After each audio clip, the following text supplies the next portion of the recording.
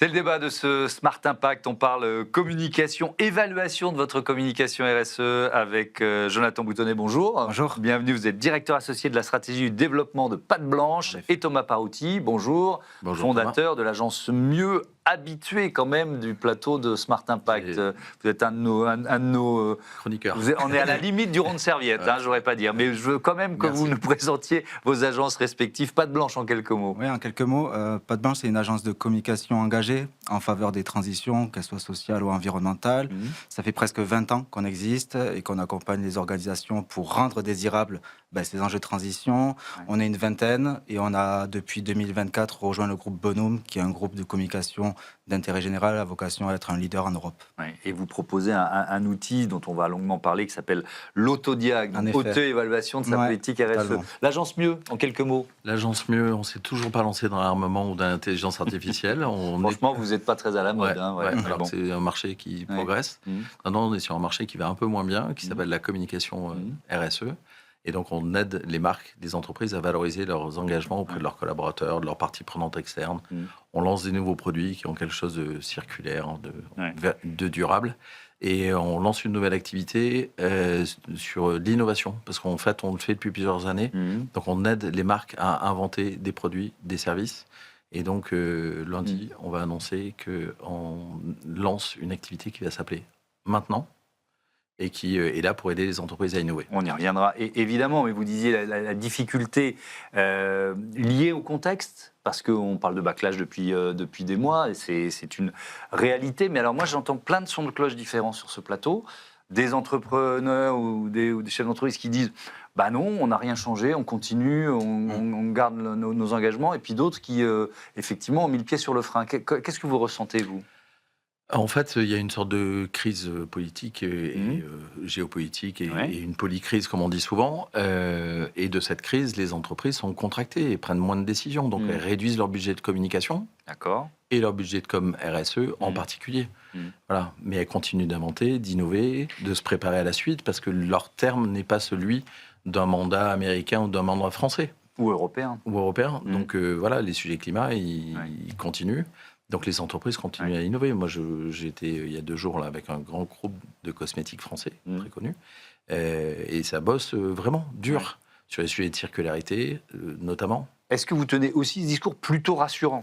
Oui, je pense que le backlash, déjà, c'est aussi quelque chose qui est politique, c'est-à-dire dans le sens où certains médias ou certains politiques ont un intérêt aussi à aller dans le backlash et à dire qu'en fait, les préoccupations des Français n'est pas aussi, on va dire, engagées dans les enjeux environnementaux. Oui, mais ils sont là, ces politiques, parce que soit les Français, soit les Européens, soit les Américains ont voté pour eux. Oui, mais on constate en fait que, par exemple, dans les études, que par exemple, les préoccupations des Français restent assez fidèles en fait, sur les sujets environnementaux.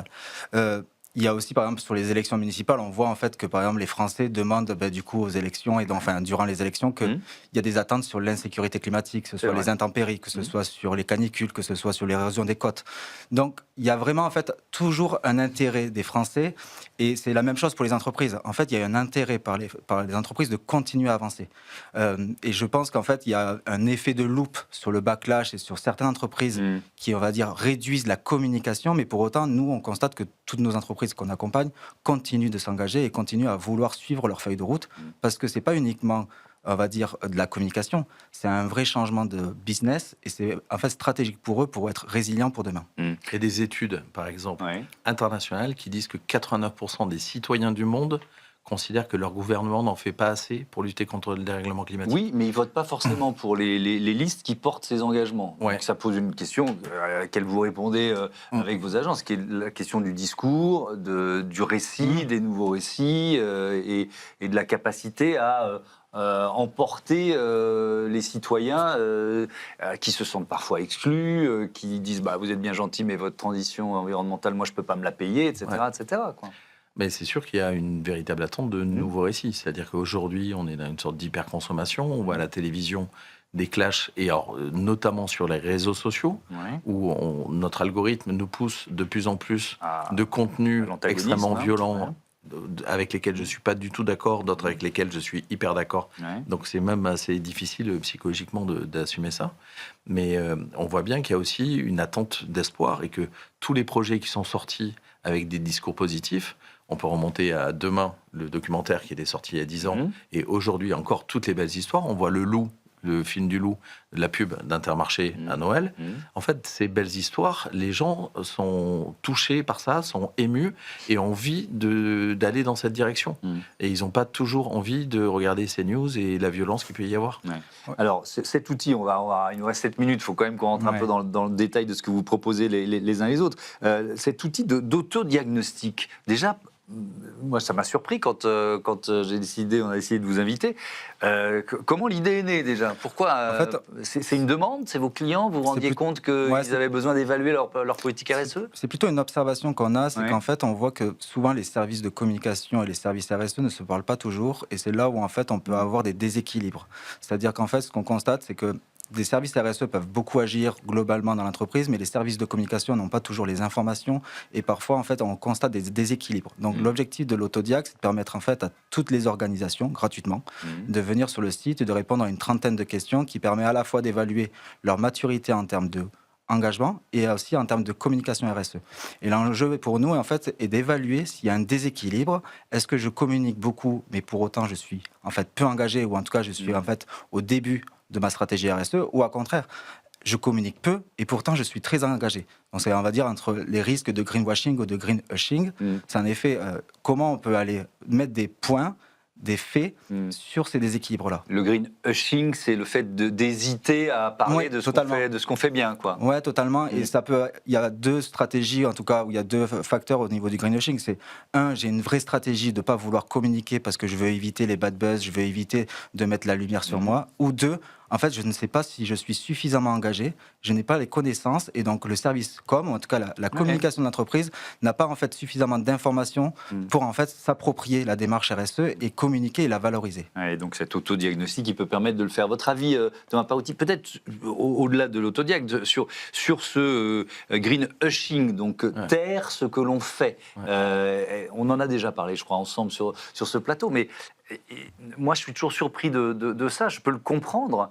C'est des marques qui sont pas parfaites, personne n'est parfait, je suis pas parfait, il y a des trucs que je fais bien, d'autres pas bien, et donc je vais hésiter à parler parce que je me dis, oh là là, sur les réseaux, ils vont pointer ce que je ne fais pas bien, c'est ça? C'est ce qui les incite à ne pas y aller? Ouais, moi je trouve que l'autodiagnostic là, que Pâte Blanche propose aujourd'hui, il est hyper pertinent.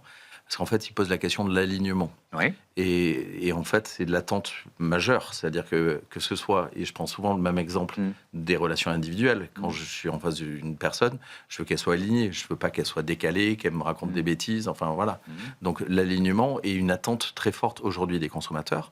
Quand on fait, par exemple, une campagne, nous, pour une marque où on dit on n'est pas parfait, mais on fait de notre mieux, on avait fait pour une marque de Décathlon.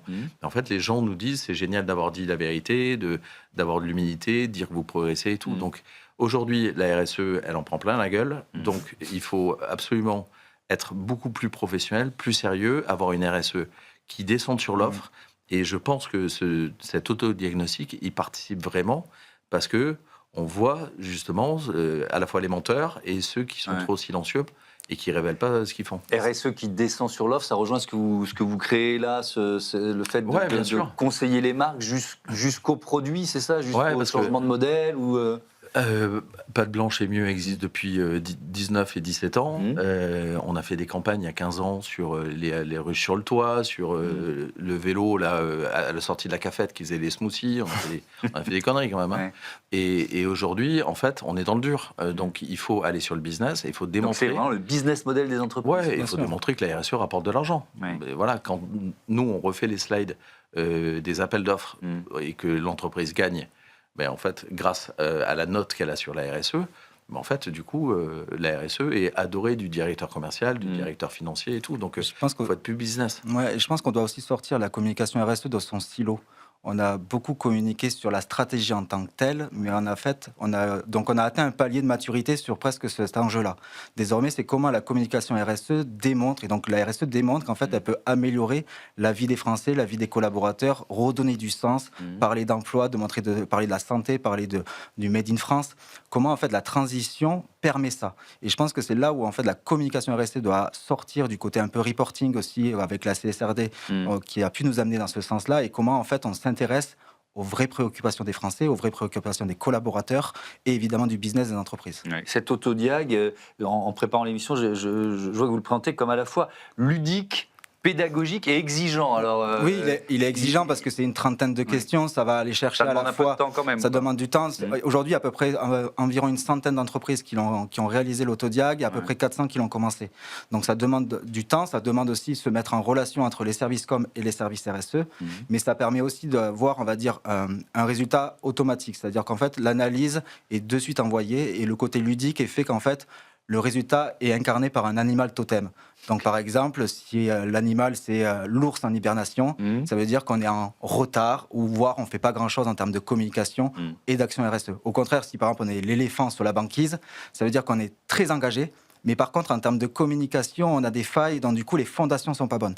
Donc, en fait, on a essayé de jouer pour pas éviter d'avoir des notes, parce que souvent c'est négatif, on n'a pas envie d'avoir ce côté très négatif, mais plutôt d'inciter les gens à s'améliorer.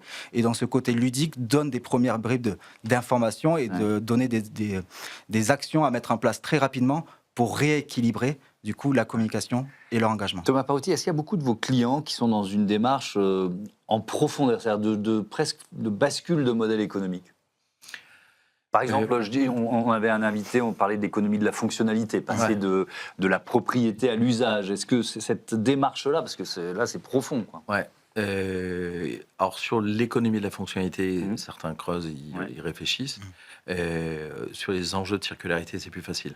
Quand on est une entreprise de grande conso, en fait, l'économie de la fonctionnalité, comme je vends un consommable, que ce soit un shampoing ou une tranche de jambon, par définition, il n'y aura pas beaucoup de circularité, d'économie de la fonctionnalité. Il peut y avoir de la circularité sur le packaging. Et typiquement, les grandes entreprises bossent beaucoup sur le packaging.